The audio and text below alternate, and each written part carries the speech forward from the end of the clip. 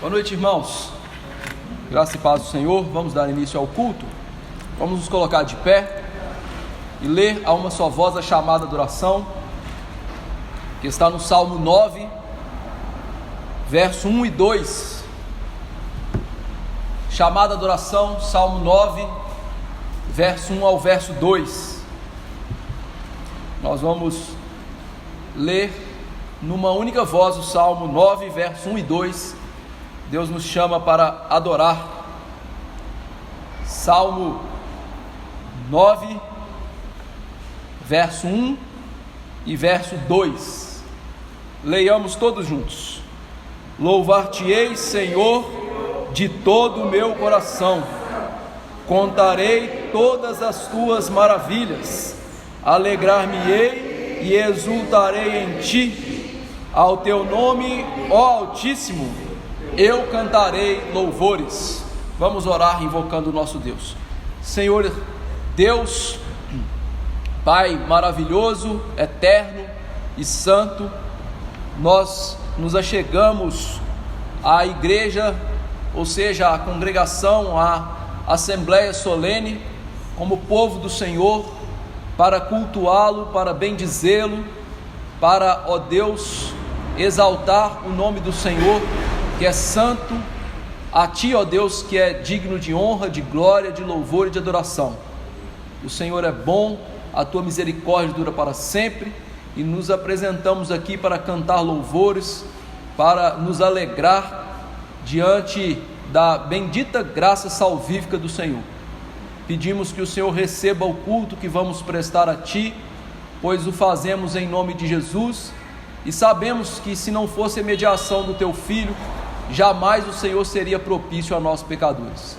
Seja propício a nós e nos edifique nessa noite, em nome de Jesus Cristo, amém.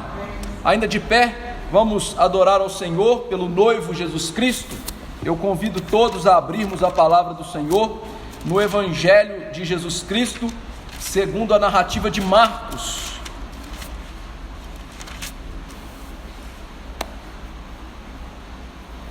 Capítulo 2, verso 18 a 22, nós vamos ler em uníssono esse texto.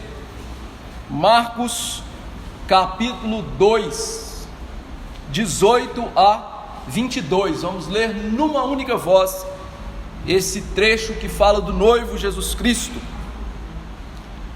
Marcos, capítulo 2, verso 18 a 22, leitura em uníssono, todos nós juntos, leiamos. Ora, os discípulos de João e os fariseus estavam jejuando. Vieram alguns e lhe perguntaram: por que motivo jejuam os discípulos de João e os dos fariseus, mas os teus discípulos não jejuam? Respondeu-lhes Jesus: podem porventura jejuar os convidados para o casamento, enquanto o noivo está com eles? Durante o tempo em que estiver presente o noivo, não podem jejuar. Dias virão, contudo, em que lhes será tirado o noivo, e nesse tempo jejuarão. Ninguém costura remendo de pano novo em veste velha, porque o remendo novo tira parte da veste velha e fica maior a rotura. Ninguém põe vinho novo em odres velhos, do contrário, o vinho romperá os odres, e tanto se perde o vinho como os odres. Mas põe-se vinho novo em odres novos. Jesus, o noivo, estava presente. Jejuar era incompatível, porque era dia de se alegrar com o noivo. Louvado seja Deus por isso. Isso mostrava que um coração estava sendo transformado para alegrar-se em Jesus. Vamos ainda de pé cantar Quebranta Corações, a começar em mim.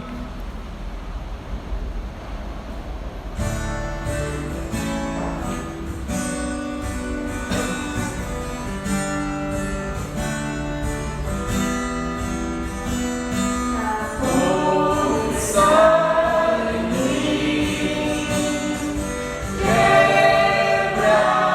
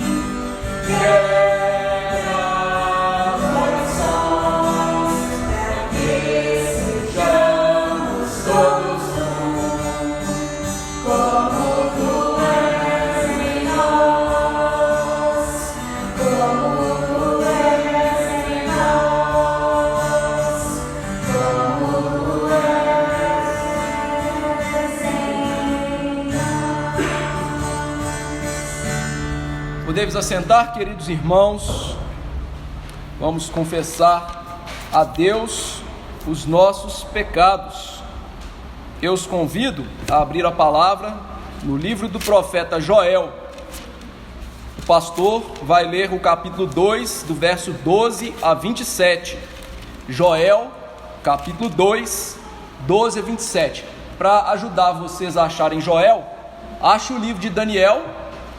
O próximo livro é Oséias, o próximo livro é Joel. Então Joel, capítulo 2, 12 a 27, eu lerei, e os irmãos acompanhem nas escrituras, em espírito de contrição, para que confessemos os nossos pecados ao Senhor. Joel, capítulo 2, verso 12 a 27. Joel 2, 12 a 27. Eu farei a leitura e peço aos irmãos que acompanhem com bastante atenção.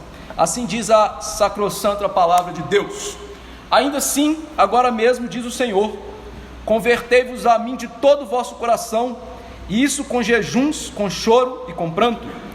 Rasgai o vosso coração, e não as vossas vestes, e convertei-vos ao Senhor vosso Deus, porque Ele é misericordioso e compassivo, e tardio em irar-se, e grande em benignidade, e se arrepende do mal. Quem sabe se não se voltará e se arrependerá, e deixará após si uma bênção, uma oferta de manjares e libação para o Senhor vosso Deus?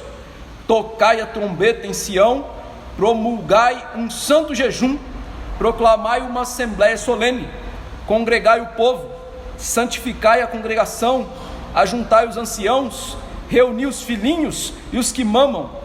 Saia o noivo da sua recâmara e a noiva do seu aposento. Chorem os sacerdotes, ministros do Senhor, entre o pórtico e o altar, e orem. Poupa o teu povo, ó Senhor, e não entregues a tua herança ao opróbio, para que as nações façam escárnio dele, porque hão de dizer entre os povos: onde está o seu Deus? Então o Senhor se mostrou zeloso da sua terra, compadeceu-se do seu povo, e respondendo lhe disse: eis que vos envio o cereal e o vinho e o óleo, e deles sereis fartos, e vos não entregareis mais ao opróbio entre as nações. Mas o exército que vem do norte eu removerei para longe de vós, lançá-lo-ei uma terra seca e deserta. Lançarei a sua vanguarda para o mar oriental, e a sua retaguarda para o mar ocidental. Subirá o seu mau cheiro, e subirá a sua podridão, porque agiu poderosamente. Não temas, ó terra, regozija-te e alegra-te, porque o Senhor faz grandes coisas. Não temais, animais do campo, porque os pastos do deserto reverdecerão, porque o arvoredo dará o seu fruto, a figueira e a vide produzirão com vigor. Alegrai-vos, pois, filhos de Sião, regozijai-vos no Senhor vosso Deus, porque Ele vos dará uma justa medida a chuva, fará descer como outrora a chuva temporã e a serôdia. As eiras se encherão de trigo, e os lagares transbordarão de vinho e de óleo. Restituir-vos-ei os anos que foram consumidos pelo gafanhoto migrador, pelo destruidor, pelo cortador, o meu grande exército que enviei contra vós outros. Comereis abundantemente e vos fartareis, e louvareis o nome do Senhor vosso Deus, que se ouve maravilhosamente convosco, e o meu povo jamais será envergonhado. Sabereis que estou no meio de Israel, e que eu, o Senhor vosso Deus, e não há outro, e o meu povo jamais será envergonhado. Louvado seja Deus, que na geração de Joel os chamou ao arrependimento, com o jejum verdadeiro, aquele que é do coração, a verdadeira contrição da alma e confissão de pecados. E naquela época Deus susteve o juízo que cairia mais adiante, ou seja, arrependimento de pecados mitiga o juízo de Deus. E é isso que nós vamos fazer agora: confessar os nossos pecados, lembrar dos nossos feitos abomináveis e levá-los diante do Senhor em santa confissão. Vamos orar silenciosamente, confessando os nossos pecados, e depois de alguns instantes eu peço ao nosso irmão Edmar que nos eleve a Deus numa oração de confissão de pecados. Oremos, irmãos.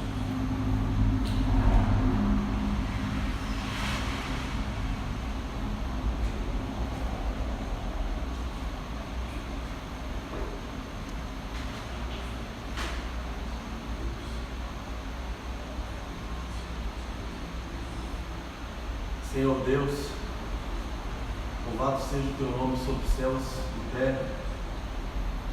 Me achego diante do Senhor nesse momento em que me é dada a oportunidade de confessar os nossos pecados diante do Senhor. O principal deles é o fato de que não conseguimos cumprir com o propósito da tua palavra de obedecer o dia do Senhor. Somente esse pecado é grave diante do momento em que estamos. É necessário que venhamos nos arrepender, possamos verdadeiramente cultuar ao Senhor nesse momento de culto público.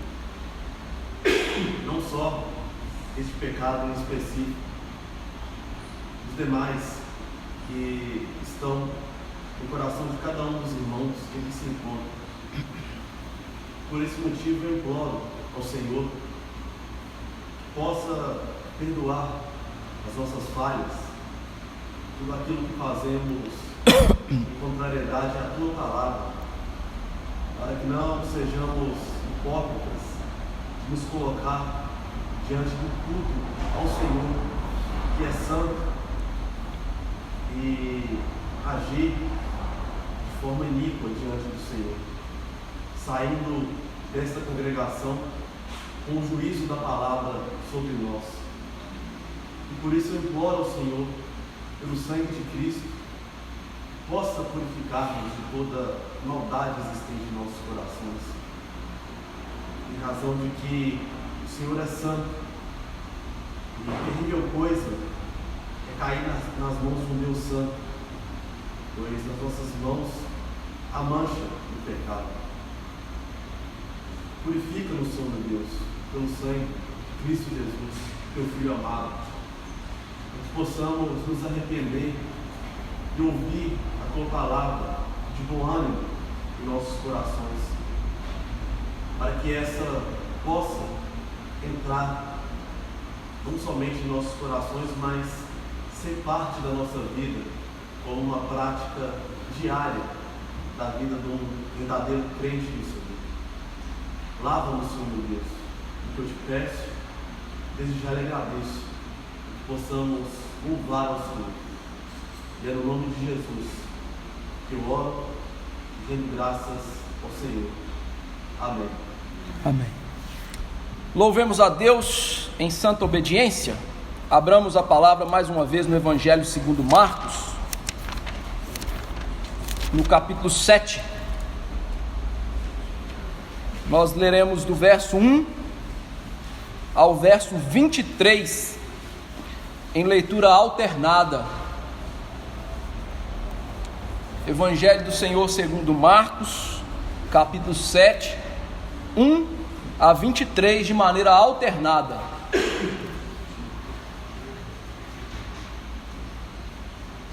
Leiamos. Ora, reuniram-se a Jesus os fariseus e alguns escribas vindos de Jerusalém.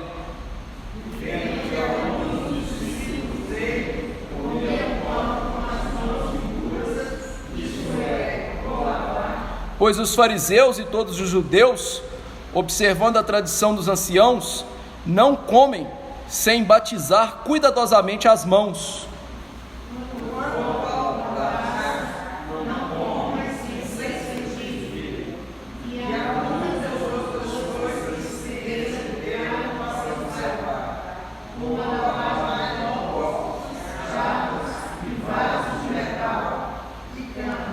Interpelaram-nos os fariseus e os escribas: por que não andam os teus discípulos de conformidade com a tradição dos anciãos, mas comem com as mãos por lavar?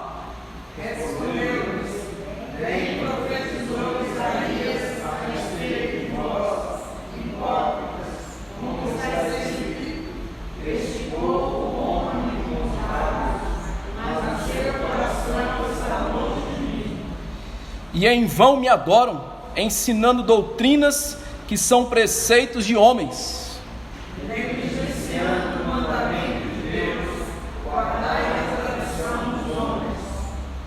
E disse-lhes ainda: jeitosamente rejeitais o preceito de Deus, para guardardes a vossa própria tradição.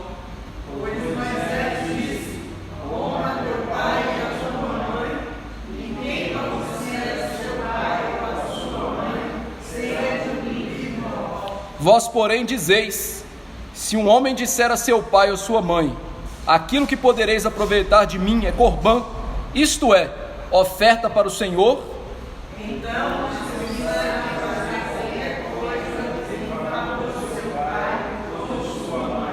invalidando a palavra de Deus pela vossa própria tradição, que vós mesmos transmitistes, e fazeis muitas outras coisas semelhantes.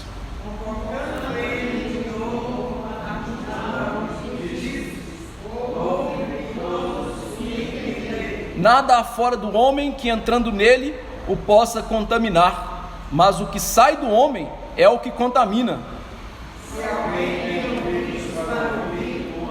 Quando entrou em casa, deixando a multidão, seus discípulos o interrogaram acerca da parábola. Então ele disse: assim vós também não entendeis? Não compreendeis que tudo que por fora entra no homem não pode contaminar, porque não lhe entra no coração, mas no ventre, e sai para o lugar escuso. E assim Jesus considerou puro todos os alimentos.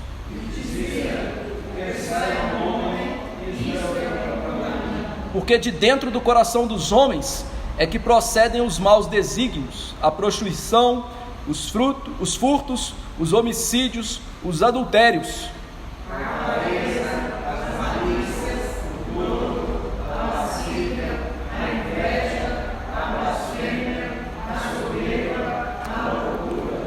ora, todos estes males vêm de dentro e contaminam o homem.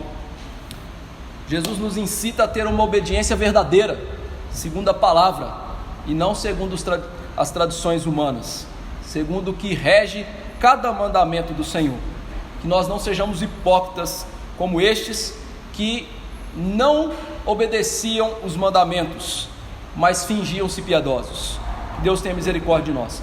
Vamos nos colocar de pé, louvar a Deus com o hino 114, e aqueles que vieram preparados poderão trazer dízimos e ofertas ao gasofilácio. Hino 114.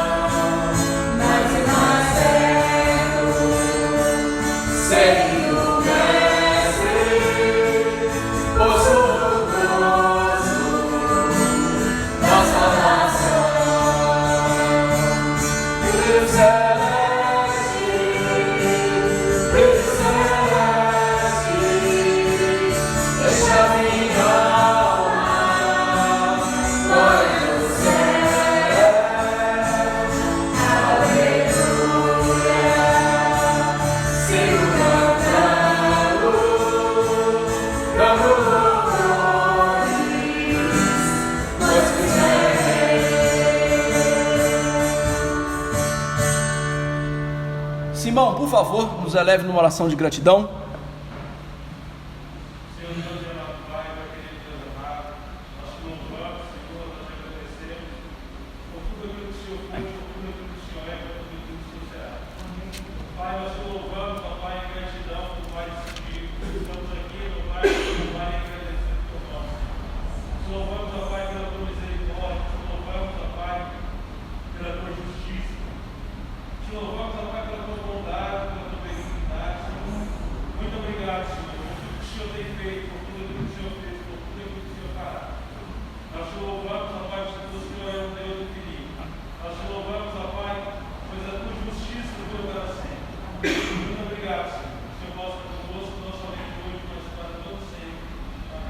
Amém.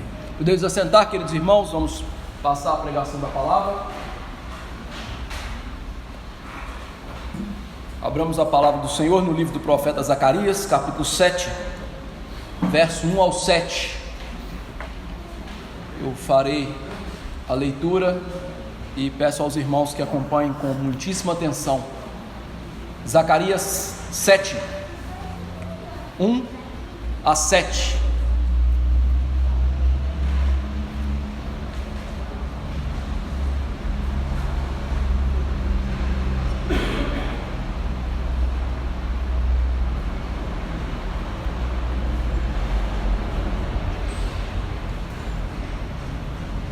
Livro do profeta Zacarias, capítulo 7, verso 1 ao 7. Diz assim a palavra de Deus: No 4º ano do rei Dario, veio a palavra do Senhor a Zacarias, no dia 4º do 9º mês, que é Quisleu, quando, passando de Betel, foram enviados Sarezer, Regem-Melec e seus homens para suplicarem o favor do Senhor. Perguntaram aos sacerdotes que estavam na casa do Senhor dos Exércitos e aos profetas: continuaremos nós a chorar com o jejum no 5º mês, como temos feito por tantos anos? Então a palavra do Senhor dos Exércitos me veio a mim dizendo: fala a todo o povo desta terra e aos sacerdotes: quando jejuastes e planteastes no 5º e no 7º mês, durante esses 70 anos, acaso foi para mim que jejuastes, com efeito para mim? Quando comeis e bebeis, não é para vós mesmos que comeis e bebeis? Não ouvistes vós as palavras que o Senhor pregou pelo ministério dos profetas que nos precederam, quando Jerusalém estava habitada e em paz com as suas cidades ao redor dela, e o sul e a campina eram habitados? Vamos orar. Senhor Deus, Rei da glória, nosso Senhor, nós lemos a Tua palavra bendita e maravilhosa, inspirada, inerrante, palavra do Senhor para a igreja do Senhor.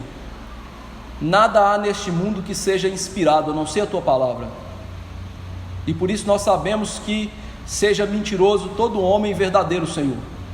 Quando Tu julgares, Tu sempre prevalecerás contra cada um de nós, porque somos pecadores. Pecamos contra Ti somente, Senhor. Tendo em vista isso, livre-nos do orgulho, da soberba, e nos livrará de grande mal.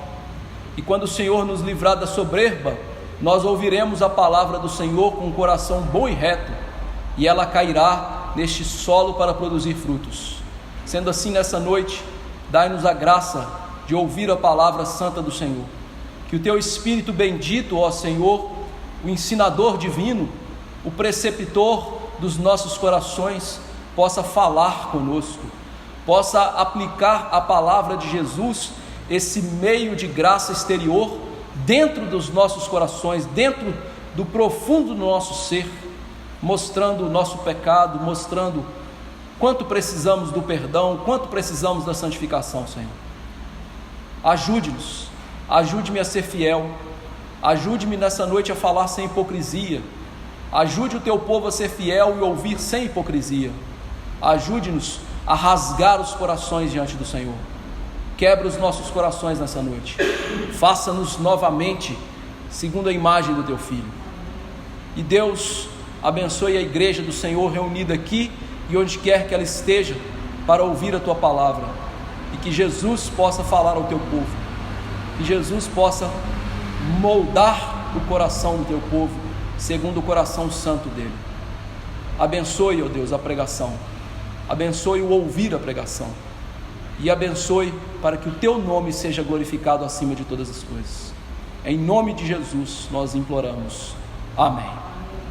Queridos irmãos, o capítulo 7 de Zacarias marca a transição para a segunda parte desse livro. O capítulo 1 ao 6 é a primeira parte do livro. O capítulo 7 marca essa transição. O capítulo 7, todo ele, vai ecoar o capítulo 1, verso 1 ao 6, em que Deus chama aquele povo ao arrependimento e mostra a ira dele com os antepassados. Então o capítulo 7 é um espelho do capítulo 1, verso 1 ao 6, e chama ao arrependimento como o capítulo 1, verso 1 ao 6. O capítulo 8, ele também é um eco do capítulo 1, a partir do verso 7, até o capítulo 6, verso 8, ou seja, as 8 visões, em que Deus mostra o zelo para com Jerusalém, o zelo em fazer prosperar o seu povo.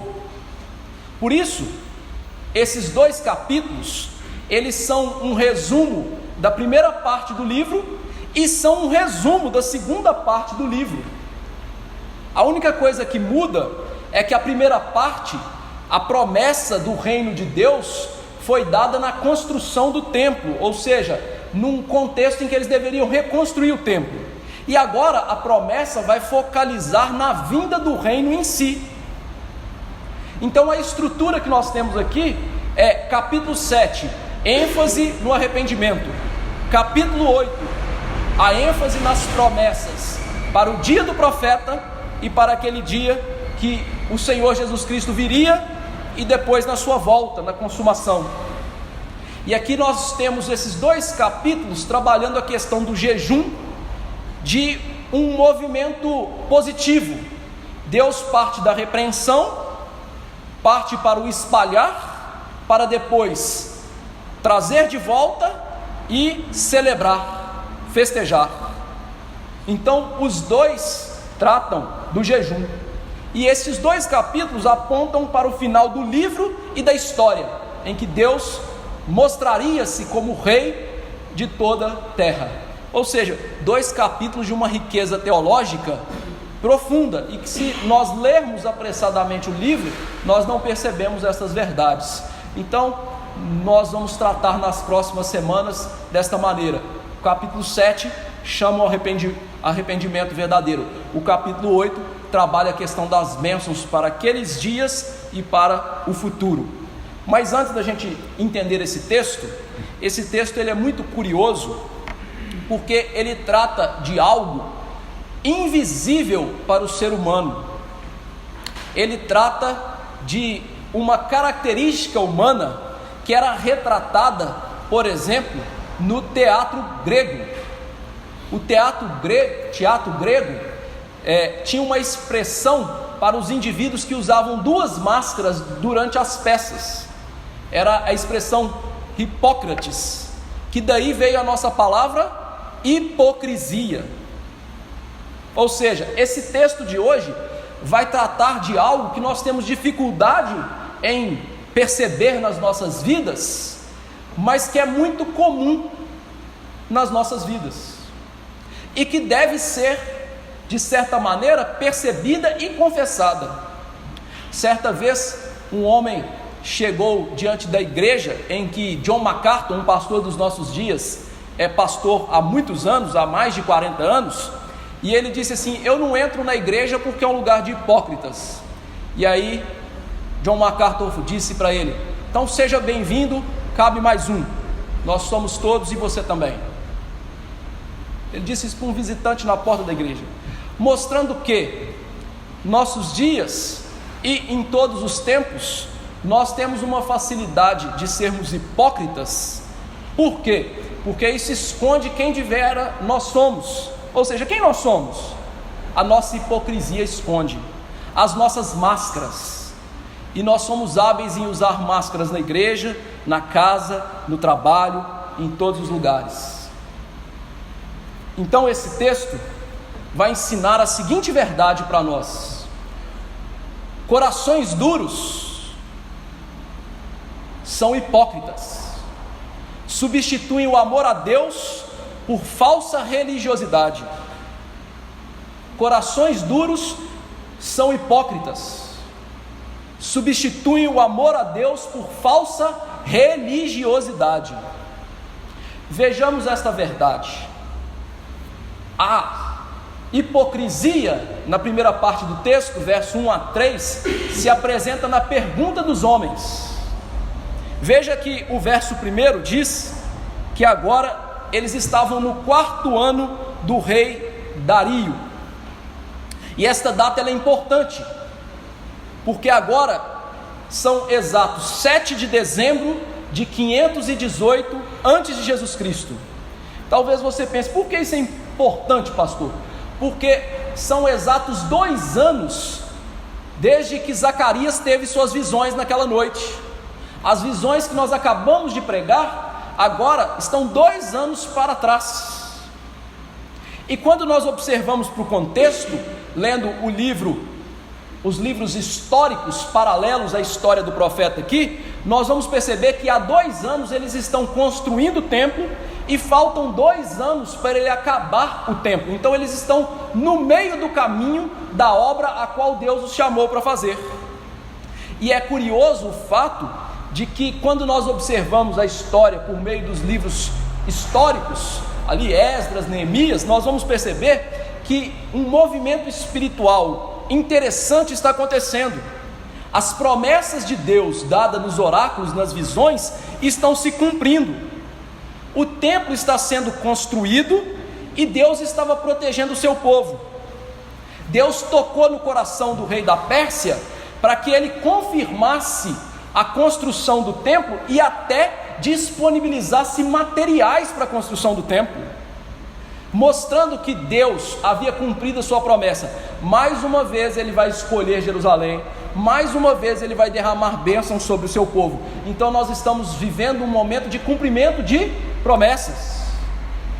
E os inimigos externos que estavam ali atacando o povo de Deus foram impedidos por decreto real de encostarem a mão nos judeus.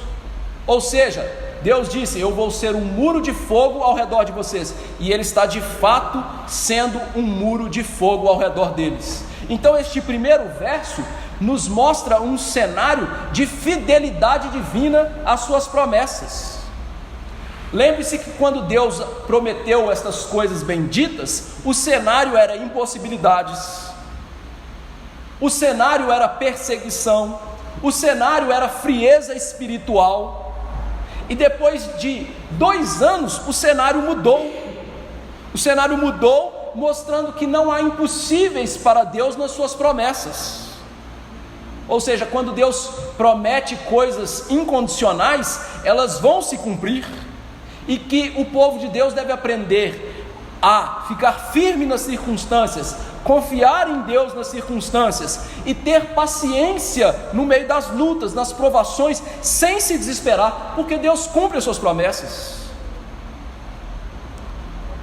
Ou seja, este primeiro verso nos ensina que ainda que percamos a visão correta de Deus por causa das circunstâncias, isso não significa que Deus mude e que Deus volte atrás nas suas promessas, mesmo que haja um longo tempo até que elas se cumpram. Então as coisas estão começando a melhorar para o povo de Deus, as promessas estão começando a se cumprir, e nesse cenário de cumprimento de promessas, Deus traz mais uma vez a palavra a Zacarias. E aqui é interessante porque ele deixa as visões para trás e agora ele dá revelações diretas ao profeta. Os sinais ficam para trás e diz: mais uma vez veio a palavra do Senhor a ele. Ou seja, essa nova onda de revelações de Deus não era algo motivado pelo profeta, mas era algo que vinha de Deus. Por quê? Nós temos sempre a dificuldade de lidar com os nossos sentimentos, e às vezes nós nos empolgamos e nós vemos as coisas acontecendo e começamos a falar coisas que nós não deveríamos falar, que Deus está fazendo, que Deus vai fazer. E às vezes nós vemos o contrário, Deus parece que não está fazendo as coisas e a gente começa a desacreditar. Então nós somos suscetíveis aos nossos sentimentos, e os pregadores também. E aqui, quando diz que veio a palavra do Senhor, significa que a palavra que este homem ia pregar não era algo que ele estava tirando das suas próprias convicções teológicas, do seu próprio observar das coisas, mas era realmente Deus que ia falar por meio dele. E isso trazia então a garantia de que a mensagem que viria era verdadeira. E isso mostra que Deus mais uma vez está se compadecendo do seu povo e fala ao seu povo de diversas maneiras, de tal forma que eles entendam a mensagem. E queridos irmãos, Deus é tão bendito que o autor de Hebreus disse que Deus falou lá antigamente de diversas maneiras, para que nos nossos dias Ele falasse pelo Filho. Ou seja, essas antigas maneiras de Deus falar, que faziam parte da providência de Deus, cessaram. Nós não precisamos de visões, revelações, profecias. Por quê? Porque hoje nós temos a fala de Jesus clara, límpida, na palavra de Deus, registrada nos evangelhos, nas cartas, no livro de Apocalipse, no livro histórico de Atos. Ou seja, Deus foi bondoso com aquele povo e ainda foi mais bondoso para conosco por legar a palavra de Jesus nas escrituras sagradas, encerrando a fala daquela maneira que era fácil de enganar o povo com falsos profetas, para uma maneira que hoje todos aqueles que são eleitos de Deus podem perscrutar a Bíblia e encontrar ali o Cristo redivivo, o Cristo Salvador, o Cristo da verdadeira mensagem da palavra. Ou seja, hoje nós temos uma superioridade em relação àquelas antigas formas de revelação, porque temos a palavra de Jesus registrada cabalmente para nós. A palavra de Jesus que o profeta recebia diretamente, mas também a pregava. Às vezes nós temos uma dificuldade de entender o ministério profético do Antigo Testamento, pensando que os profetas só traziam novas revelações. Pelo contrário, os profetas também pregavam as escrituras que eles tinham nas mãos. Daniel fez isso ao seu povo no cativeiro babilônico, ao dizer que Jeremias havia profetizado 70 anos de cativeiro, e ele ensinou isso ao povo e pregou, e também orou sobre isso. Ou seja, aqueles profetas, eles não ficavam parados quando a revelação não vinha, porque eles sabiam que a escritura era superior, no sentido de que ela era a palavra autoritativa de Deus em todos os momentos. Então o que Zacarias fez nesses 2 anos? Pregou o que ele escreveu, pregou o que os outros profetas escreveram, mas ele fez o quê? Pregou quem? Cristo, o centro da mensagem. Pregou o que deve ser pregado para a edificação da igreja, a promessa messiânica, a salvação por meio do Jesus que viria. Mas aqui a palavra de Deus vem a ele numa nova perspectiva. Diz o verso 2 que veio uma comitiva, e não veio de Betel. A nossa tradução não é boa, ela passou por Betel. A ideia é que os homens não saíram de Betel, mas eles passaram por lá, e eles vieram consultar a Deus. E aqui nós temos 3 elementos interessantes a se destacar nesse verso. Em primeiro lugar, é significativo o tempo que eles vieram, ou seja, eles vieram no tempo de bênçãos.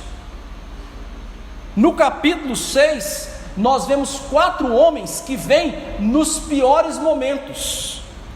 Eldai, Tobias, Jedaías, Sofonias, vieram naqueles momentos em que tudo estava ruim, e vieram ajudar o povo de Deus. E esses homens agora, que vêm de longe para consultar o Senhor, eles estão vindo em tempos de prosperidade de Jerusalém, tempo em que o templo está reconstruindo, em que ele está firmando as paredes, tempos prósperos. E você pode se perguntar, onde na dificuldade estavam esses homens? Eles estavam nas suas casas, confiados nos seus bens, longe do turbilhão das lutas que assolavam o povo de Deus. Eles estavam na tranquilidade da Pérsia, da Babilônia, no mundo em tranquilidade que foi dito lá no capítulo 1. Ou seja, quando as nações estavam tranquilas, não eram só os gentios, mas os judeus espalhados pelas nações também estavam tranquilos, enquanto seus irmãos estavam sofrendo na Judéia, perseguidos na Judéia, e não tinham nada dentro daquela região. Veja que coisa, né?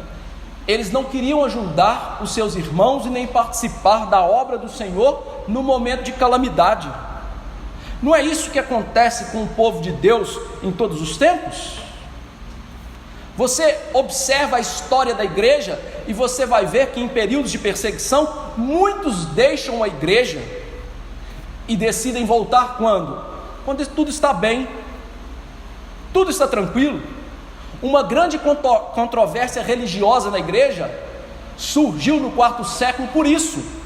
Durante as perseguições, muitos oficiais da igreja deixaram a igreja, e quando as perseguições passaram, eles tentaram voltar para assumir seus cargos. A igreja teve que dizer: não, pode parar com isso. Vocês querem reassumir os cargos agora que tudo está tranquilo?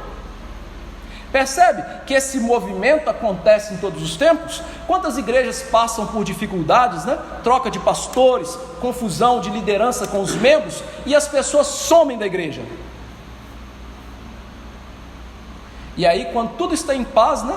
A igreja está edificada, ela já está cheia de novo, eles voltam, mas voltam com seus pecados e com a sua falsa religiosidade, que eles esconderam lá durante bastante tempo.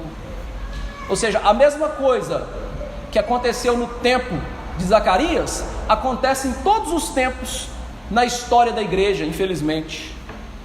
Em segundo lugar, nós temos que entender que estes homens não voltaram para casa, não voltaram para Jerusalém, e uma das maiores promessas que Deus havia dado é que ele ia congregar de novo o seu povo, ia trazer de novo o povo que estava espalhado pelas nações de volta para Jerusalém, ou seja, tirá-los do exílio. Mas eles não quiseram voltar, porque morar na Babilônia e na Pérsia era muito mais vantajoso. Havia proteção governamental, você não poderia ser perseguido, havia oportunidade de negócios, muitos judeus ficaram, entre aspas, né, milionários naquela época, comerciando nas nações. Outros ascenderam a posições importantes, como Daniel, Sadraque, Mesaque, Abednego. Então havia muita oportunidade financeira de ficar longe do povo de Deus. E era difícil enfrentar uma viagem de meses em que se podia perder tudo e ainda morar numa cidade a ser reconstruída, num templo para ser reconstruído e em muros que não existiam. Então voltar para Jerusalém era uma questão de fé, era uma questão de obediência e de receber as promessas de Deus, mas eles não quiseram. E veja que mais uma vez está acontecendo algo aqui que já aconteceu na palavra de Deus antes. Você deve se lembrar, quando o povo de Deus saiu do Egito, muitos deles quiseram voltar para o Egito. Por quê? O Egito tinha sepulcro. Que coisa legal, né? Vou voltar para lá porque lá tem caixão para eu ser enterrado. Grande vantagem, não é? Vou voltar para lá porque lá tem carne e cebola. Eles estavam no deserto comendo o pão de mel que Deus mandava do céu. Grande vantagem. Percebam que no coração eles voltaram para o Egito, e aqui, esses que ficaram longe de Jerusalém, eles estavam no Egito também, não no sentido físico, mas no coração. Eles viam o mundo, e como o mundo parece legal aos nossos olhos, atrativo, falam assim: opa, viver no mundo, viver no Egito, viver na Babilônia é muito melhor. Percebe que essa é a filosofia de muitos que se dizem crentes hoje, que abraçam a maneira de vida dos ímpios e julgam aqueles que querem viver retamente? Se arriscar com Jesus, vivendo no deserto da fé, peregrinando em busca das promessas, hoje não é uma opção para a maioria das pessoas que se dizem crentes. Ver pessoas que obedecem os mandamentos de Deus é motivo de chacota. Quer ver? Vou mostrar como você vai me chacotear agora. Hoje na minha casa não liga-se a televisão. O pastor não sabe o que aconteceu nos campeonatos do mundo. Mas eu aposto que você fez isso. E você me julga como radical, sendo que a Bíblia ensina a fazer isso. Você percebe? Ou seja, viver no deserto com a fé e deixar uma televisãozinha de lado, não se pode fazer. Viver com Jesus é muito mais difícil. E é isso que esses homens estavam mostrando aqui, muito tempo antes de Jesus vir. Viver com Deus, obedecer a Deus, isso não é uma opção para mim, a não ser que seja pela metade. Eu escolho no que eu obedeço. Terceira coisa, veja que eles vieram suplicar um favor de Deus. E aí você pensa assim: puxa vida, esses homens são piedosos. Não, essa expressão é uma expressão litúrgica, que indica que eles vieram participar da adoração local. Eles foram diante da adoração local para poder cultuar a Deus, oferecer orações a Deus, mas esse não é o verdadeiro motivo deles estarem ali. Não é. Vocês vão ver no verso 3. Agora que a casa de Deus está sendo reconstruída, eles vêm orar, porque antes eles estavam orando voltados para ela. Mas o que eles vieram fazer não é buscar a misericórdia de Deus, buscar a benevolência de Deus, buscar uma vida piedosa e que agradasse a Deus. Não é essa a verdade. Eles não estavam nem aí para a misericórdia e para o favor, para a bênção de Deus. O propósito principal deles estarem ali era para colocar tudo o que eles estavam fazendo ali diante de Deus, cobrando de Deus. Ou seja, eles estavam diante de Deus dizendo assim: bom, nós estamos fazendo isso, então nós merecemos algo. Perceba que esse tipo de religiosidade é muito comum nos nossos dias. Irmão, determina a bênção para Deus. Irmão, exige de Deus as coisas na sua vida. Não aceita ser pobre, não aceita esse tal de mandamento de Deus, joga isso pro lixo. Você não precisa disso mais não. Obedecer a Deus para quê, rapaz? Né? Cultuar a Deus no dia dele para quê? Estar numa igreja séria em que o pastor prega a Bíblia, ainda que ele pareça um cavalo, para que isso? É melhor a gente ir para um lugarzinho mais legal. lá o pastor fala um tanto de asneira, eu vou embora, mas eu saio com minha consciência tranquila, no osso dos meus pecados, e vamos assim mesmo. Essa é a religiosidade dos nossos dias. Não, eu posso ficar em casa, afinal, está difícil. E percebe, quando as pessoas vão fazendo essas coisas, elas vão se afundando cada vez mais no pecado, e parece que elas podem granjear o favor de Deus. É isso que está acontecendo. E o verso 3 mostra isso através da pergunta que eles vão fazer. Veja só, esse verso aponta para o real propósito deles estarem ali: perguntar sacerdotes e profetas. Veja que eles estão perguntando a quem é responsável pela palavra de Deus, pelo ensino da palavra. E antes de nós vermos o que eles estão perguntando, é interessante nós notarmos aqui, mais uma vez, a providência de Deus. Até no meio da calamidade e da hipocrisia, a gente pode ver a providência de Deus. Por quê? Deus havia dado profetas para trazer palavras esporádicas, palavras que não eram dadas o tempo inteiro, e palavras que eram essenciais para quando não havia discernimento espiritual mais dos sacerdotes.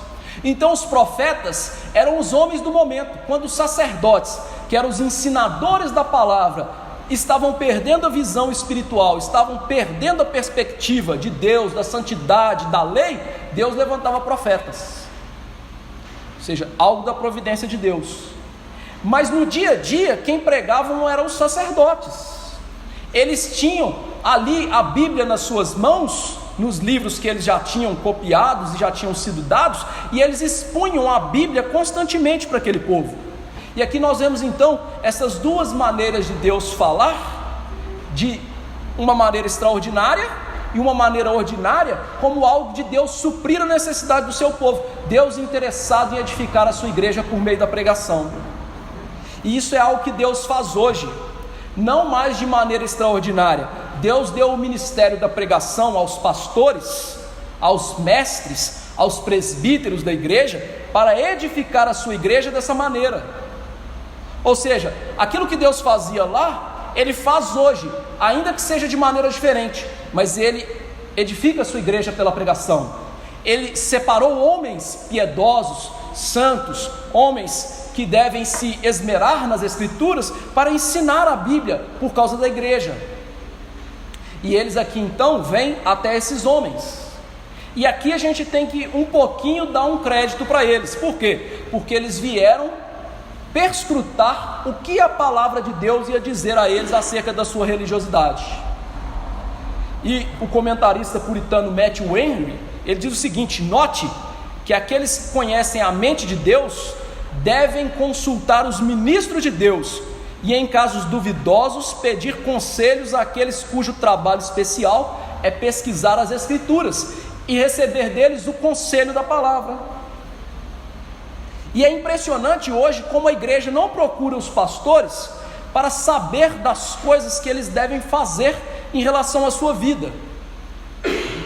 Não porque o pastor é especial, mas porque ele estuda as Escrituras, ele sabe das Escrituras, e ele quer aconselhar como filhos. E as pessoas hoje não procuram os pastores e líderes, não é porque eles sabem tudo da Bíblia,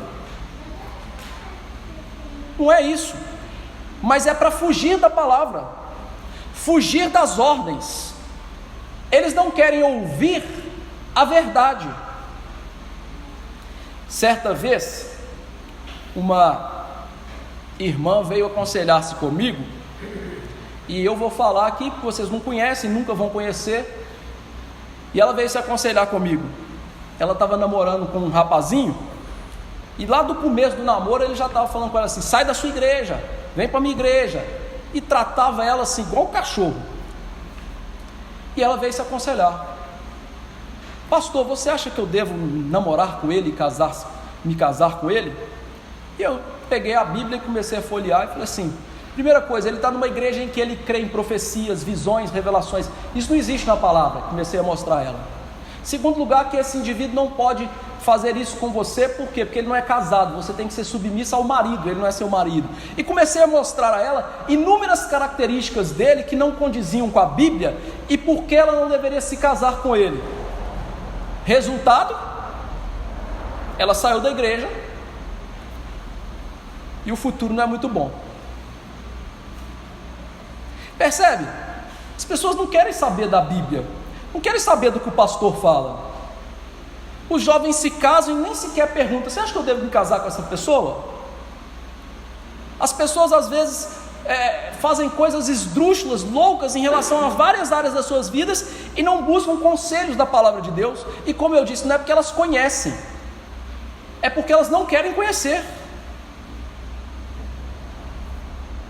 E veja que esses homens vêm aqui e eles explicitam isso. Por quê? Eles perguntam: nós vamos continuar jejuando no 5º mês?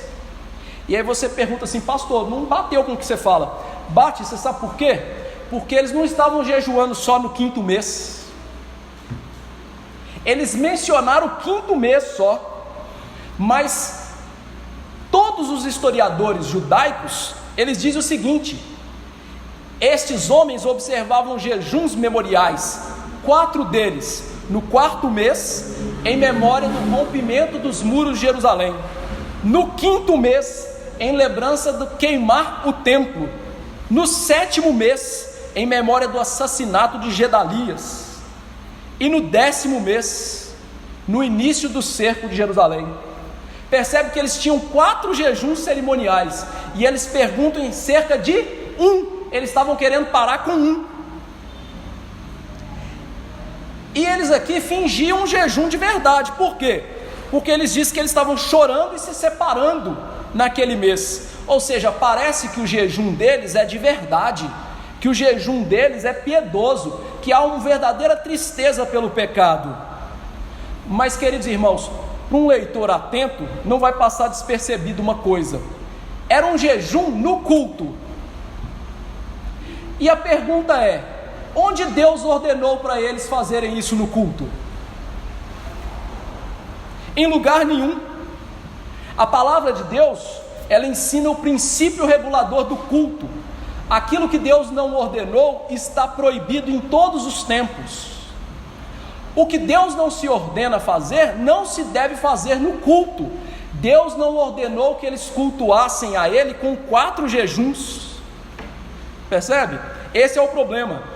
O que está acontecendo então é que esses homens que parecem ser piedosos perverteram o culto a Deus, trouxeram para o culto 4 jejuns que não foram prescritos para adoração.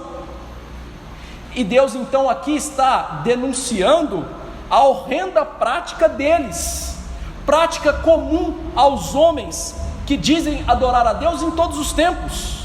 Nós lemos aqui em nossa liturgia, Marcos 7, em que Jesus diz: vocês aí, fariseus, vocês negligenciam o mandamento de Deus, guardando a tradição dos homens.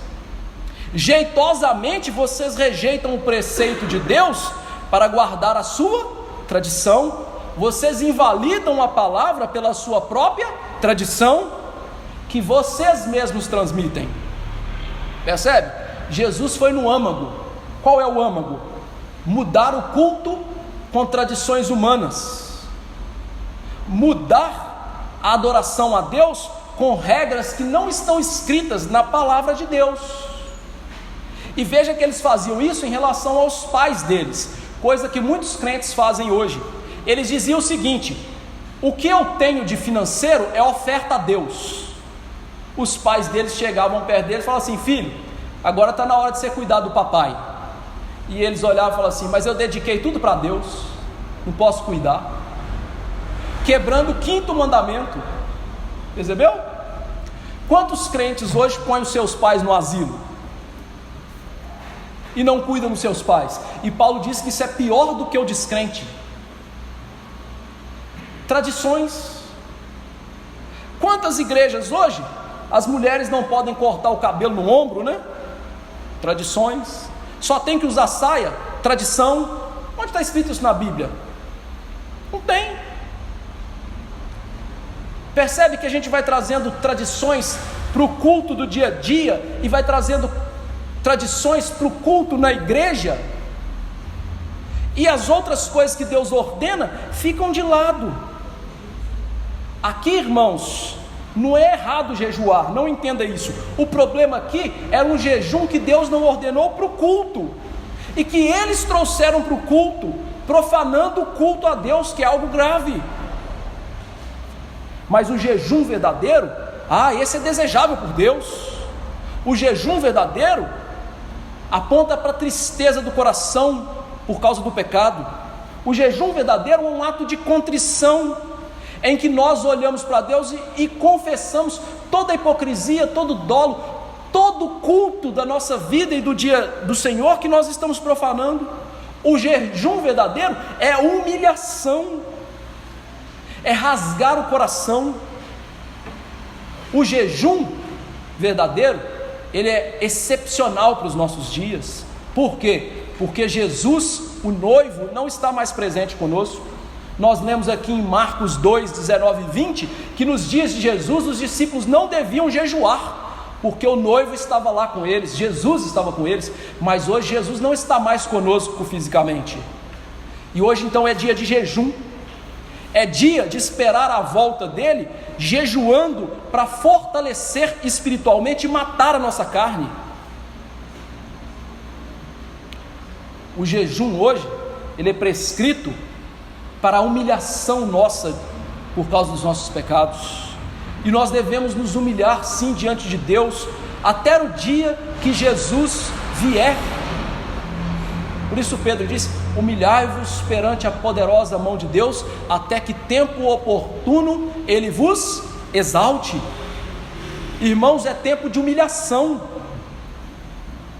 A igreja hoje tinha que andar com saco e cinzas na cabeça, pela profanação do culto, pela vida relaxada no dia a dia. Não é tempo de festa não, é tempo de humilhar-se. E é isso que a palavra de Deus vai dar a eles. A resposta de Deus nos versos 4 a 7 vai confrontar a hipocrisia deles. Então veio a palavra do Senhor no verso 4, e essa expressão é importante, como nós já vimos, porque o profeta vai responder esses homens não segundo a cabeça deles, como se diz assim: e aí, profeta, o que eu tenho que fazer? E ele diz assim: espera aí que eu vou pensar aqui, o que eu acho que você tem que fazer. Não, ele ia responder segundo o oráculo, a palavra de Deus, uma resposta vinda dos céus, mostrando o quê? Que a consulta à palavra de Deus, ela é positiva, porque a palavra de Deus é que é normativa para as nossas vidas. O pastor não pode ser normativo para a sua vida. Quem é normativo para a sua vida é a palavra. Você não pode ser normativo para a sua vida. Por isso, cuidado com o seu coração e sua consciência. Se o seu coração estiver duro e sua consciência empedernida, você vai cometer pecados e não vai sentir. Por isso que o limite daquilo que você faz não é você, meu amigo, é a palavra. Deus nunca disse siga o seu coração. Tem isso na Bíblia? Aquele famoso versículo, siga o seu coração? Não tem. Tem não. E Paulo, quando falou da sua consciência, que ele estava tranquilo, que ele diz, minha consciência não me julga, ele logo em seguida diz sobre o tribunal de Cristo, a qual ele aguardava. Ou seja, a minha consciência está tranquila, mas quem vai me julgar mesmo é o tribunal de Jesus, porque ele podia estar com a consciência cauterizada. Por isso, o guia para o crente é Jesus na palavra de Jesus. Quem tem que definir na sua vida o curso que você vai fazer, o trabalho que você vai ter, a mulher que você vai casar, o homem que você vai casar, a igreja que você vai frequentar, a maneira de você orar, é tudo Jesus, pela sua palavra. Já viu que ele te ensinou até a orar na Bíblia? Pai nosso que estás no céu, santificado seja o teu nome, venha o teu reino, e começou a ensinar. Por quê? Até a oração, ela não pode ser tirada da sua cabeça do jeito que você acha que tem que fazer. Ela tem que vir da palavra. A maneira como você administra o seu dinheiro. Quantos hoje gastam mais do que podem, só negam as coisas espirituais? Percebeu? A maneira como você vive o seu tempo. Deus disse, você vai trabalhar em 6 dias, e você vai lembrar-se do dia do Senhor para santificá-lo. Ou seja, até o seu tempo não é você que decide o que você faz, é a palavra. A palavra é o guia infalível. Como diria as igrejas antigamente, a palavra é a única regra de fé e prática. As igrejas antigamente tinham essa conduta, esse conceito, e muitas hoje dizem isso, mas a palavra já foi embora há muito tempo. Então Deus está dizendo, veio a palavra do Senhor, não é a cabeça do profeta. E aí veja que agora Deus fala com o povo e com os sacerdotes. Quando vocês jejuaram no 5º e no 7º, ele acrescenta o 7º, mostrando que havia muita hipocrisia ali por trás. Vocês jejuaram foi para mim mesmo? Olha a pergunta irônica de Deus. Você fez isso foi realmente para mim? É mesmo? Tem certeza? Como se diz assim, né? Põe a mãozinha na consciência aí. Pense agora. Veja que Deus usa a pergunta para expor o coração deles. Coração que estava ali debaixo da religiosidade vazia. E o que vem à tona? O coração duro. Irmãos, o nosso coração, nós devemos tomar muito cuidado com ele. Sabe por quê? Você lembra lá na escola, aquela experiência que nós fazíamos para aprender algo que acontece chamado decantação? Se você não fez, chega na sua casa, faz, que você vai entender como é o seu coração diante de Deus. Pega um copo de água, pega uma colher de farinha de mandioca e joga lá dentro. A água vai ficar toda turva, não é?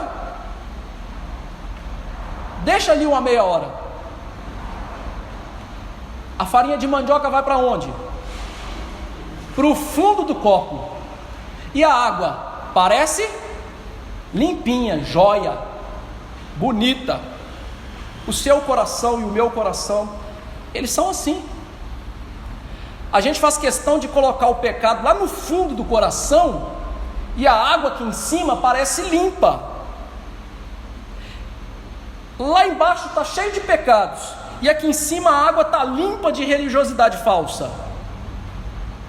E aí Deus vem com a palavra e sacode o copo. E o que acontece? A farinha sai de lá de baixo e fica tudo turvo de novo. O pecado é exposto. Deus está fazendo isso aqui para eles, mostrando que o coração duro deles não jejuava com arrependimento de pecados. O coração duro deles jejuava com autocomiseração. Sabe aquelas pessoas que buscam a Deus porque estão sofrendo, mas não buscam a Deus porque estão sofrendo, porque elas têm que se humilhar diante de Deus, e elas estão fazendo isso por causa de Deus. Elas fazem isso porque elas se julgam coitadinhas. Ah, que doído, né? Jerusalém foi queimada, nós estamos longe de casa, o templo não existe, aquele tempo é que era bom. Percebe? Autocomiseração. Mas na autocomiseração não há temor de Deus. A autocomiseração é falsa religiosidade. A indagação de Deus, então, é um toque na ferida do coração deles, uma reprovação aguda na hipocrisia do coração, que não é dirigida só ao povo da terra, mas aos sacerdotes que deveriam ver aquilo e falar assim: vocês estão desobedecendo a palavra de Deus.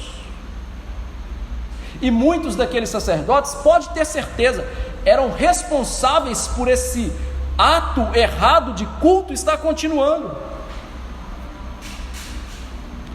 Veja, mais uma vez, tal qual as igrejas dos nossos dias. Quantas pessoas vêm na igreja no domingo, mas vêm aqui mecanicamente, sem pensar assim: vou lá adorar a Deus, vou lá chorar os meus pecados, me humilhar diante do Senhor santo e soberano, vou lá hoje para ser repreendido pela palavra da verdade. Percebe? E quantos pastores veem a profanação do culto, tanto dentro da igreja, trazendo coisas que não se devem fazer, né? Bater palma, pular, chorar igual doido dentro da igreja, e por aí vai, né? Rir alto, né? Unção do riso, unção do coringa, né? Rindo igual uma hiena lá dentro. Quantos pastores veem essas coisas, promovem essas coisas e estão enganando o povo de Deus sem pregar a Bíblia, e o povo está lá, bom demais, igualzinho. E aí Deus traz a palavra para mostrar que eles, como nós hoje, temos muita falsa religiosidade nas nossas vidas. Eles tinham que perceber que Deus não era devedor deles por causa do jejum, e essa era a ideia deles, como se diz assim: olha, nós jejuamos 4 vezes, vamos tirar um porque já está bom demais. Ou seja, nós já temos muito diante de Deus. O que eles deveriam perceber é que todo aquele movimento de jejum não tornava Deus devedor, pelo contrário, os enganava, não os tornava aceitáveis diante de Deus, porque eles nunca fizeram para Deus, eles nunca fizeram o que Deus ordenou. A ideia aqui, segundo um comentarista, é que eles queriam comprar o favor de Deus e a sua bênção por meio do jejum, querendo que Deus tirasse os problemas da vida como se fosse um sacrifício de expiação daquele tipo de pessoas. Se eu orar muito, Deus vai tirar os problemas. Se eu jejuar muito, Deus vai me fazer rico. Se eu for muito na igreja, Deus tem que me abençoar. Mas nunca houve ali coração contrito. Eles eram zelosos do lado de fora, mas nunca examinaram o coração deles e entenderam que os olhos deles nunca estiveram para Deus. Por isso Deus pergunta: vocês fizeram isso para mim? Tem certeza? E eles aqui eram testemunhas contra eles mesmos, porque não eram sinceros. E veja que Deus então pergunta: jejum para mim? Ele repete a pergunta para colocar ênfase e mostrar uma coisa: tudo aquilo que é feito de religiosidade sem a alma não serve, sem o coração não serve. Jejuar e não jejuar para Deus é zombar de Deus e não agrada a Deus. Aqueles que jejuavam como um manto pelo pecado eram como Jezabel, que queriam o aplauso dos homens, como os fariseus, que queriam se mostrar como piedosos, mas nunca jejuaram de fato para Deus. O que a gente aprende é que solenidades, mesmo severas, quando não apontam para a nossa dependência de Deus, não servem para nada. Você vir aqui e orar, se o seu coração não está aqui, não serve para nada. Se você jejuar na sua casa, ficar 20 dias e voltar aqui um palito, se não houver um pingo de coração naquilo, não serve para nada. Foi isso que Jesus disse para os fariseus. Ele disse o seguinte: quando jejuardes, não vos mostreis contristados como os hipócritas, porque desfiguram o rosto com o fim de parecer aos homens que jejuam. Em verdade vos digo que eles já receberam sua recompensa, óbvio, dos homens.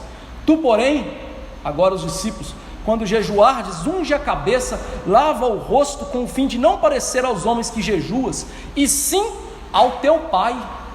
Tem que aparecer para quem? Para Deus. E em secreto, teu Pai que vem em secreto te recompensará. O que Jesus está ensinando é: muito do culto, das orações e de tudo que nós fazemos hoje não serve para nada, é só religiosidade externa, porque o nosso coração está longe de Deus. Quantas vezes você leu a Bíblia pensando em outras coisas? Para que leu? Quantas vezes você começou a orar e você não conseguiu terminar suas frases porque você estava pensando em outras coisas? Para que orou? Você leu para quem? Você jejuou para quem? Você orou para quem? Para você. É isso que ele está falando aqui.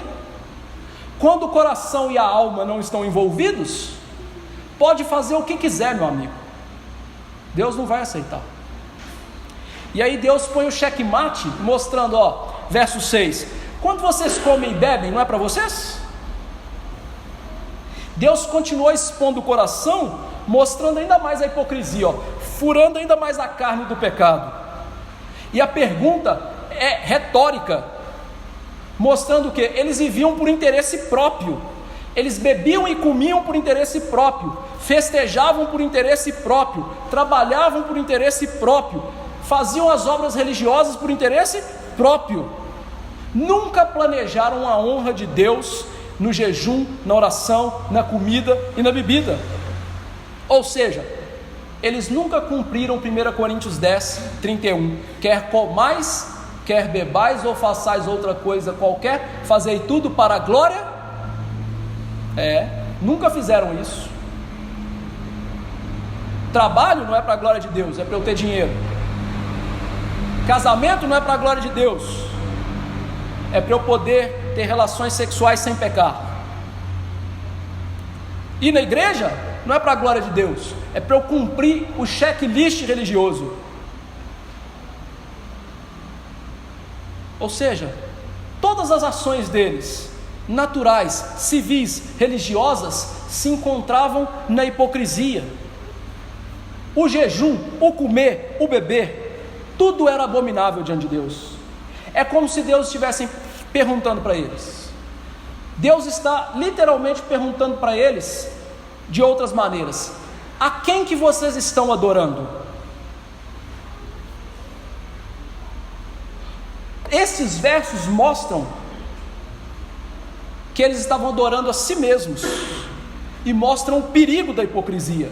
A hipocrisia é essa máscara que nós não percebemos que estamos adorando a nós mesmos, que queremos nos parecer diante de nós mesmos e dos outros e até de Deus como bons adoradores, quando os nossos corações não têm nada de adoração. Vir à igreja, cantar, ouvir, pode ser feito mecanicamente, e é feito mecanicamente. Nossos corações podem estar longe de Deus, e a motivação seja sempre o nosso bem. Ou seja, a quem nós estamos adorando? O eu, o ídolo do coração. Ele está sendo nosso Deus. Em nenhum instante sequer o verdadeiro Deus está nos nossos corações. Por isso, a hipocrisia, que advém do orgulho, é um grande pecado diante de Deus, porque aponta para um coração que já não é mais sensível à palavra de Deus, e um coração que se desbanca em uma religiosidade mecânica, falsa, e que usa isso para escamotear, esconder quem nós somos.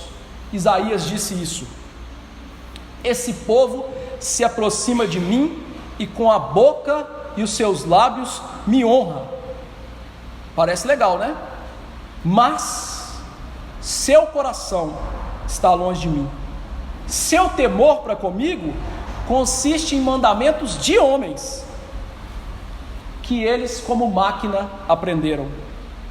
Hipocrisia atrás de hipocrisia, mandamentos de homens, vidas governadas pelas nossas consciências e corações. E quantos estão assim nas igrejas? E quantas igrejas estão assim? E é tudo pura hipocrisia. Não há um pingo de Deus na nossa vida. O problema do homem sempre foi o mesmo: o coração pecador. Por isso Jesus disse: vocês podem comer todas as coisas. Nós lemos aqui Marcos, né? Ele considerou puro todos os alimentos.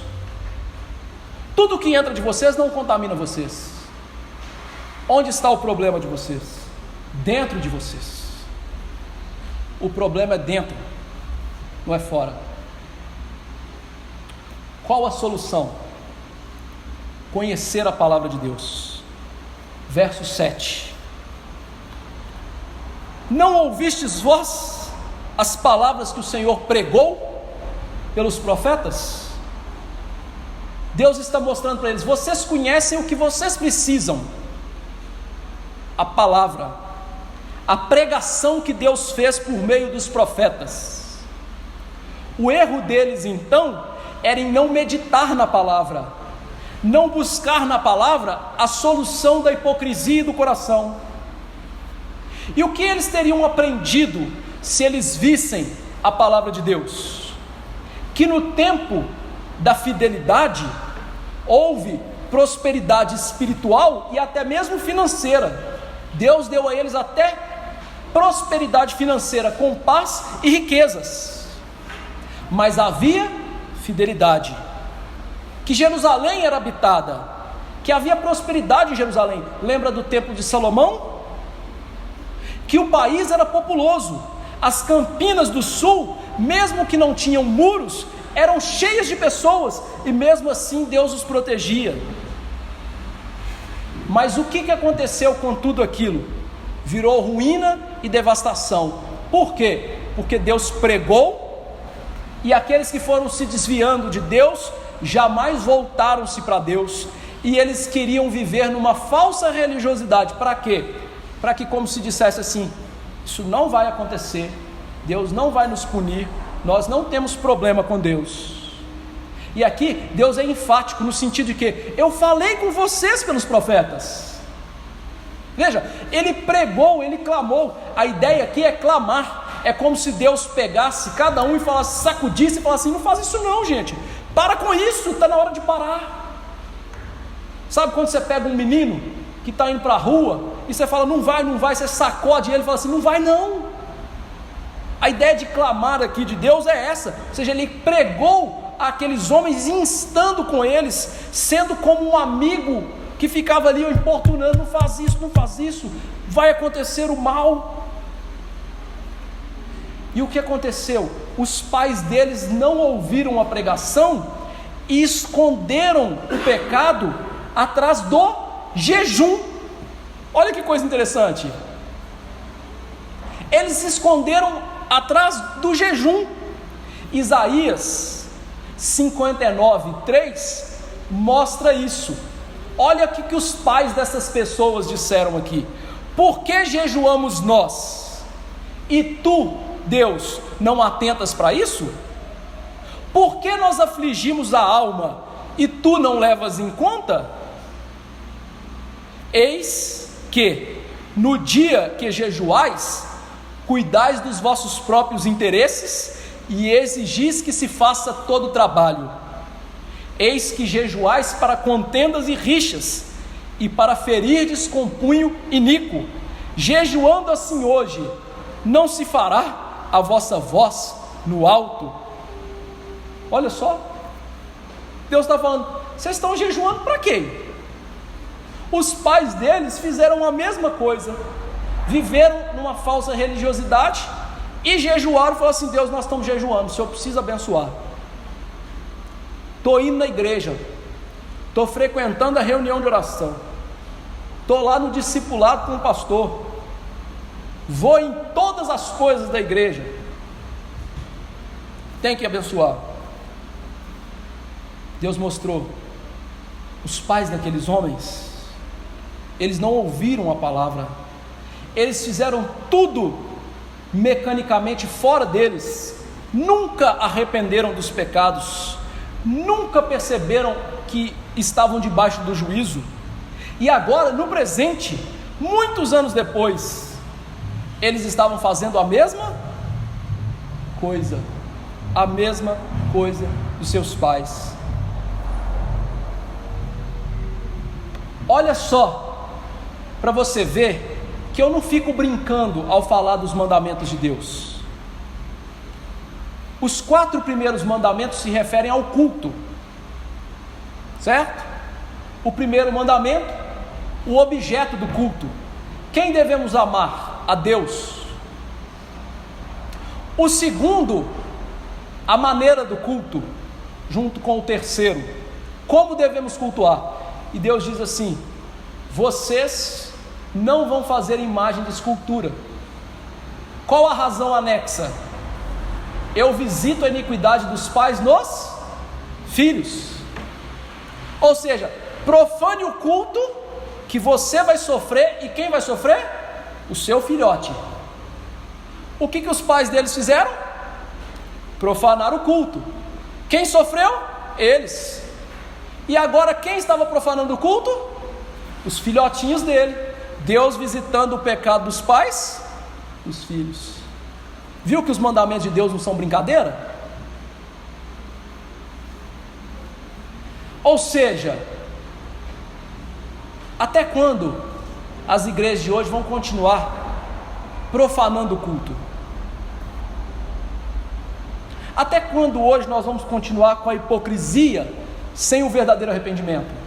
Até quando hoje nós vamos preferir ficar em casa para assistir um jogo de futebol do que participar do culto, do estudo bíblico, e nos mostrando hipócritas? Até quando? Até o dia que Deus lançar os nossos filhos no inferno? Porque vai acontecer. Escreve aí na sua Bíblia hoje e continua vivendo do jeito que você está vivendo, e daqui 20 anos você lê lá e fala assim: bem que aquele desgraçado me avisou, né? Devia ter ouvido, né? Escreve aí, faz uma prova, provai Deus nisso e veja se ele não é verdadeiro e nós somos mentirosos. Então a solução é ouvir a palavra e parar de fingir. Joel 2, 12 e 13. Ainda assim, agora mesmo diz o Senhor: convertei-vos para mim de vosso coração, e com jejuns, choro e pranto. Como? Rasgando o coração, e não as vestes. Convertei-vos ao Senhor vosso Deus. Por quê? Ele é misericordioso, compassivo, tardio em se irar, grande benignidade, e arrepende-se do mal. Ou seja, qual é a pregação de Zacarias? A mesma pregação de Jesus: arrependei-vos e credes no Evangelho. É a pregação que nós precisamos olhar para Jesus e falar assim: a minha religiosidade falsa pôs ele lá na cruz. Esse falso culto que eu presto, de que eu não estou nem aí para isso, pôs Jesus lá. Essa falta de cuidado com os mandamentos de Deus, com as coisas de Deus, levou o meu Senhor para aquela cruz. Eu não posso comprar a minha salvação e o meu perdão, ainda que intelectualmente eu diga isso, mas eu vivo para isso, e Jesus sabe disso. E aí é mirar Jesus como aquele que perdoa, mas como aquele que diz também assim: vá e não peques mais. Aquele que prospera não é que fala assim: Senhor, me perdoa, e no dia de amanhã está fazendo as mesmas coisas. Aquele que prospera é quem confessa o pecado e deixa o pecado, deixa a hipocrisia. Nós precisamos de Jesus, irmãos, para que você odeie esse pecado e para que você ame o culto. A cada dia eu tenho que fazer essa oração: Deus, me dê prazer nas coisas espirituais, porque elas não são prazerosas naturalmente, e a gente tem que admitir isso. A cada dia a gente tem que pedir a Deus: me dê graça de ir naquela igreja, ouvir a palavra e amar a palavra e o culto, que é singelo, que é simples, que não é tão agradável aos olhos, mas é o culto que o Senhor ordenou. A gente tem que ir diante de Jesus e rasgar o coração, irmãos. Começar a falar assim: Senhor, eu sou hipócrita. Tudo que esse pastor falou isso aí hoje, sou eu. Não é o fulano que tinha que estar aqui para ouvir. O fulano que não está aqui é hipócrita e tinha que ouvir. Mas você também e eu somos hipócritas e tínhamos que ouvir. A gente tem que parar com isso. A pregação é para mim e para você. A pregação é para confrontar esse estilo de vida nosso pecaminoso. Irmãos, não é possível que nós não vejamos isso. Se não estamos vendo, peça a Deus para abrir o seu olho, para que você veja a sua hipocrisia, para que você veja o quão desagradável tem sido o seu culto, cheio de religiosidade falsa, mas sem prazer nenhum. E como que a gente pode ver que esse é o tipo de religiosidade que nós estamos vivendo na nossa igreja? A palavra de Deus diz para nos prepararmos para ouvir a palavra. Você se preparou ontem? Você se preparou hoje? Você separou o dia para cultuar a Deus na sua casa, para buscar o favor dEle de verdade, a misericórdia e a fala com você nessa noite? Não, hipocrisia, está aí para nada, seu culto é falso. Viu quanto é grave? Viu que não é só entrar pela porta da igreja? Está na hora de deixar essa hipocrisia, está na hora de oferecer nossas vidas para Jesus de verdade, porque Jesus não quer metade, Ele quer tudo. Está na hora de todos nós sermos viúvas pobres. Primeira aplicação: busque a Cristo hoje, confesse os seus pecados hoje, e eles vão ser perdoados. Não confie na sua religiosidade, confie unicamente em Cristo Jesus, e a partir do perdão, viva para Jesus. Segunda aplicação: o que Deus requer de nós? Há 3 coisas que Deus requer para a nossa salvação. Você sabia disso? Fé, arrependimento e uso regular dos meios ordinários de graça. 3 coisas. E sem elas não há salvação. Fé, confiança plena em Jesus, dom salvífico de Jesus. Arrependimento, ódio ao pecado e disposição para servir a Jesus. Fazer a vontade de Jesus. E uso dos meios ordinários de graça, pregação e sacramentos. Só tem fé verdadeira e arrependimento verdadeiro quem participa verdadeiramente dos meios de graça. Veja que muitos estão se enganando, não é mesmo? Quantos irmãos vêm aqui um domingo e ficam 2 meses sem vir na igreja? Ok, se tiver indo numa outra igreja, que Deus os abençoe, louvado seja o Senhor. Não é muito agradável isso não, mas louvado seja o Senhor.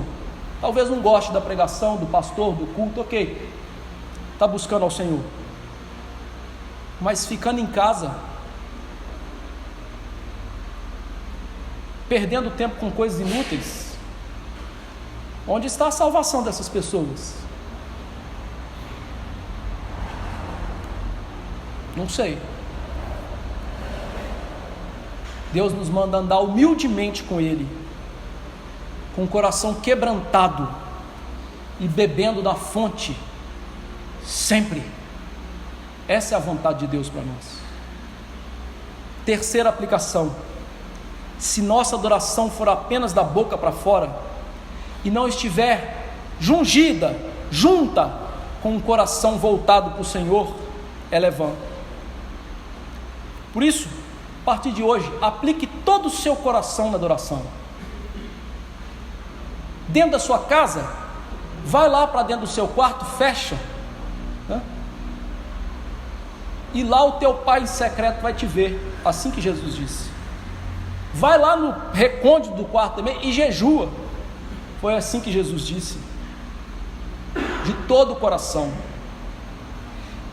E como isso vai externalizar-se? Numa obediência sincera e que ama as coisas de Deus. Obediência sincera que ama as coisas de Deus. Uma obediência que externaliza-se principalmente no culto, no dia do Senhor. Quarta aplicação: deixe a hipocrisia de lado. Ela é sorrateira, ela tem raiz no coração, que é enganoso. Ela é uma das suas grandes inimigas. Ela te engana, fazendo você pensar que tem uma boa religiosidade e que você merece coisas de Deus. Por isso, deixe a sua hipocrisia. Peça a Ele, tira esse mal pela raiz. Vai doer para sair, mas Ele vai tirar. Quinta aplicação: consulte a palavra todos os dias como modo de viver e de adorar a Deus. Faça isso através dos seus pastores, presbíteros, diáconos, pessoas mais experimentadas na palavra, mas faça isso.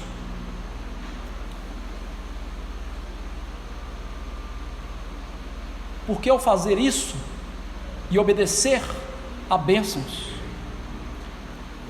eu me lembro que uma vez uma irmã me mandou uma mensagem pelo WhatsApp e disse que estava tendo problemas no relacionamento. Me contou coisas sobre o relacionamento dela. Eu mal a conhecia. Eu cheguei da reunião do conselho 1h da manhã, era 3h da manhã, eu não conseguia dormir, de tanta coisa que a gente teve que lidar, e eu orei e falei: vou responder essa irmã, talvez o caso seja urgente. Comecei a respondê-la de maneira singela, simples, com a palavra de Deus. Mal a conhecia, e disse a verdade. Pensei assim: sou louco de dizer umas coisas dessas. Em suma, eu estava falando: termine esse relacionamento, que ele não é para você. Não é que a irmã fez? E eu pensei assim: está aí um verdadeiro coração que não adola, né? Nem hipocrisia. Graças a Deus por isso. Vai passar por lutas e dificuldades, mas Deus abençoou. Não vou contar quem é o santo, não, mas uma fé singela. Nós deveríamos ser assim, irmãos. Quantas vezes as pessoas nos dão conselhos e a gente fecha os ouvidos e depois recebe problemas na nossa vida? Sabe o que significa isso? Orgulho e hipocrisia. Você é assim?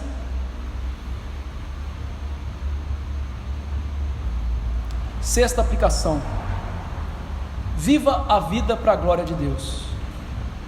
Comer, beber, orar, ler, ouvir, jejuar, tudo com um propósito máximo da glória do Senhor Jesus Cristo. Todas as coisas com Jesus no centro. Jesus no centro da vida. Vou trabalhar para Jesus. Vou casar-me para Jesus. Vou usar o meu dinheiro pensando em Jesus. Vou ao culto hoje pensando no Senhor e Salvador. Vou confessar os meus pecados entendendo que o meu Salvador morreu por eles. Ou seja, uma vida em que todas as coisas Jesus é o centro. Sétima e última aplicação, essa eu tirei da Bíblia Herança Reformada. A resposta de Deus à pergunta sobre o jejum ilustra a frequente advertência bíblica de que cumprir deveres religiosos periféricos sem um coração genuíno nunca satisfaz ao Senhor. Deus nunca fica satisfeito com religião sem devoção. Esses jejuns ilustrados em memória do cativeiro e realizados com iniciativa própria e sem qualquer pensamento em relação a Deus, não serviam. É fácil demais ficarmos ocupados com calendários litúrgicos ou até mesmo com rotinas de cultos e supor que um mero exercício religioso agrada a Deus. Aqueles que adoram a Deus devem adorá-lo de todo o coração, pois Deus olha através de todos os nossos rituais e Ele vê o quê? O coração. O que Deus está vendo hoje no seu coração? Vamos nos colocar de pé e orar.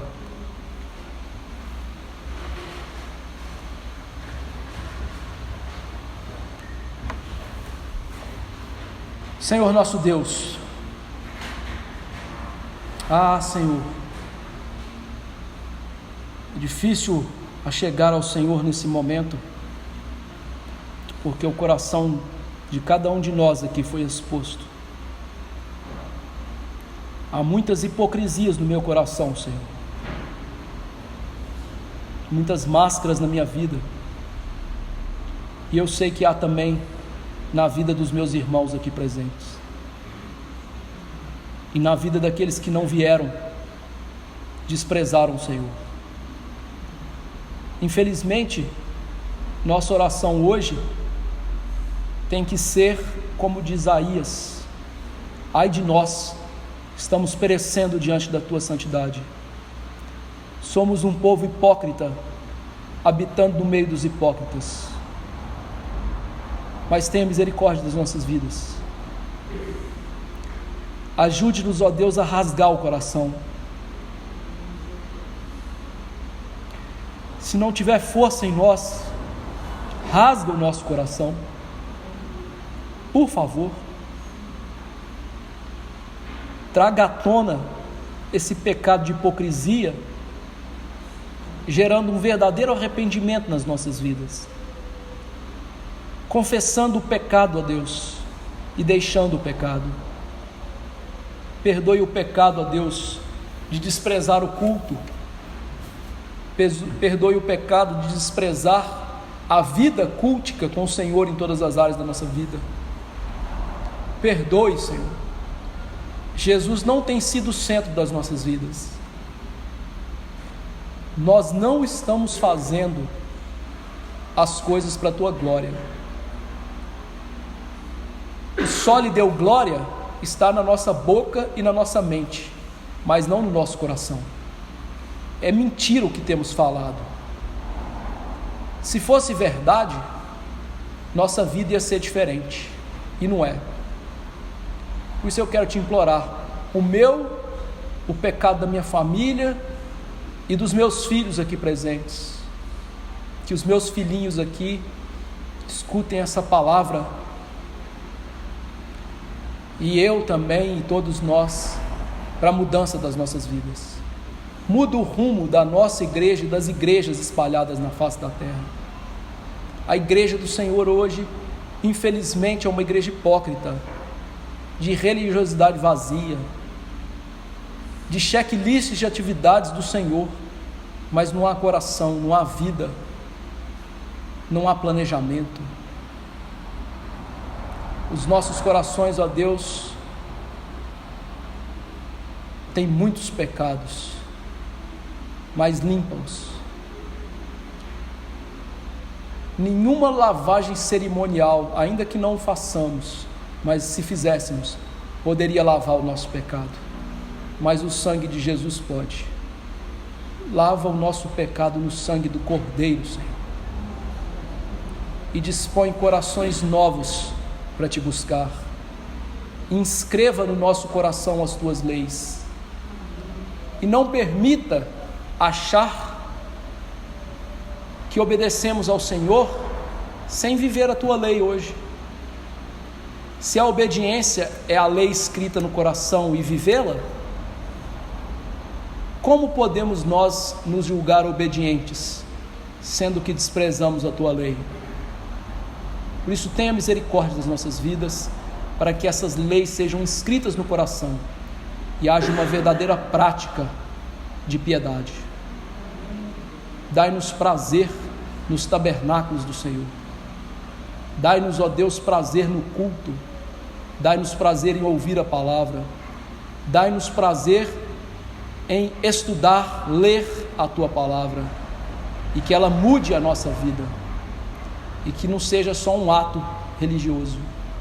Dai-nos prazer em orar, e muda a nossa vontade pela oração, e dai-nos prazer nisso.